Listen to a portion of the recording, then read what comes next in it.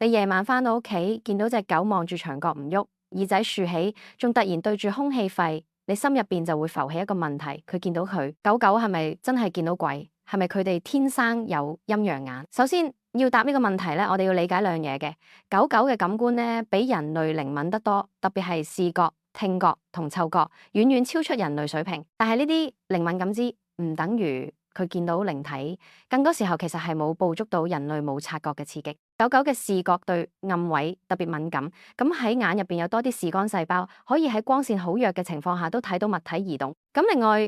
佢哋有反光層 tapetum lucidum， 令到夜間視力比人類強10倍以上。咁所以你覺得黑晒空無一物，但係狗狗可能見到牆後有蟲喐動，窗外有影晃過。我講聽歌，狗狗可以聽到超過4萬赫茲嘅高頻聲波，人類只係大概2萬赫茲以內。換句話講，電話電池、樓下嬰兒機、昆蟲震動、風聲、電器冇聲，狗狗全部聽得晒，當然會出現對住空氣傾偈或者無啦啦吠嘅情況。而最強嘅仲係嗅覺，狗狗鼻入邊有超過3億個嗅覺感受器，係人類嘅50倍。咁可以聞到你哋發燒，但係體溫輕微改變，你情緒變化，甚至空氣入邊嘅微粒質變。咁如果某處咧殘留過異味啦吓，例如煙味啦、動物排泄啦、腐化氣味啦，即使你清潔晒咧，狗狗都可能突然聞到而緊張嘅。喺科學上解釋完點解仲會有咁多主人覺得狗狗感應到鬼，關鍵係人類對不明反應嘅心理投射。你見到狗狗行為異常，例如對住牆角吠、走入無人房唔肯出、深夜發呆唔喐，你就會下意識聯想到會唔會有靈體。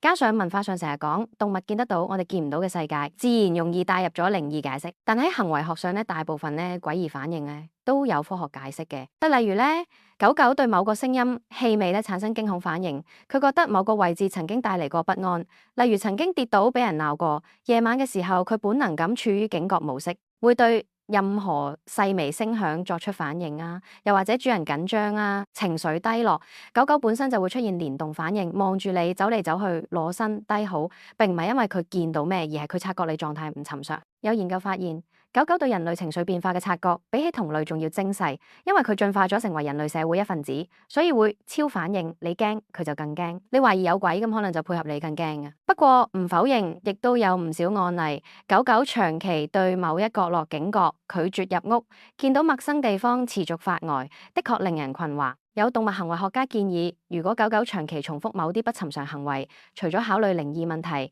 更應該先檢查神經系統、聽力、視覺退化等等嘅嘢，好係咁多。下一集見。